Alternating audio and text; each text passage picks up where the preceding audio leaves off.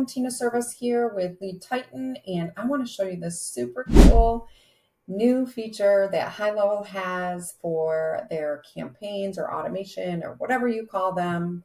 I go back and forth between them, but I'm so excited because for you, those of you that don't know me, I have a systems and process background. So I used to do a whole bunch of stuff in my corporate life with ISO, so ISO 9000. And one of the things that I loved was in my Visio charts, I could go in and make notes, and I could make little sticky notes so I could remember what the heck I was doing.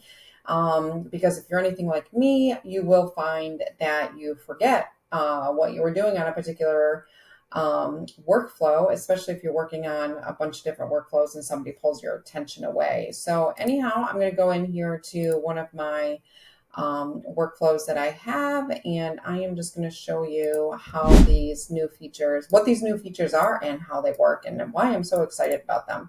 Just move my my face over here. So a couple things, all the new information is over here on the left-hand side. And what I love is that you can put a little note here. So assign to user. So this here, instead of you having to go inside of this particular workflow, open it up and see what it is, I can say, okay, so this is assigned to Wendy. Right? So then I just know, I probably spelled some things wrong, I don't care. And then if I just want to quickly view, this is going to come up and just say assigned to Wendy. So I don't have to double click to get in here.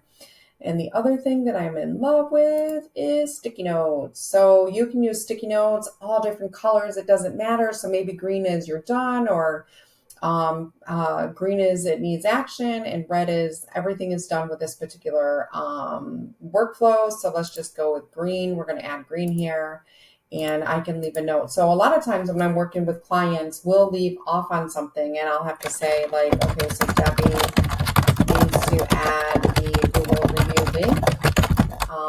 And I'm going to forget by the next time I come back and talk to that client. So now having this information here versus in my ClickUp or my Notion or whatever project management tool you're using, this is a really nice way to have this information here. And then maybe you have a green one that you put out or a red one that you put out here that says, maybe this is assigned to a different person for action. So maybe it's Tina needs to create API connection or Google reviews, whatever it is. Anyhow, it's just a great way to keep track of what is happening inside of your workflows if you're an individual that goes into workflows. And in case you didn't know, there's a statistics view over here as well, which is really cool. So here, I'm going to just make this a little bit bigger so we can see it here. Let me get that out of the way, increase the size. So here, it looks like I had an 8.33% fail rate.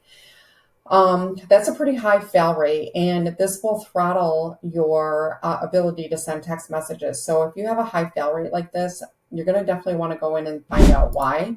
So in here, we can change the date because I don't know when that happened. So I'm going to go back to April. I'm going to refresh. I'm going to go to my fail rate of 5.71, and I can see that these two numbers here are both landlines. Now, hypothetically, what typically happens is if these are landlines, and these numbers are going to be automatically marked as do not contact via SMS because Gohighlevel is smart enough to know that it's a landline. But let's go check just in case.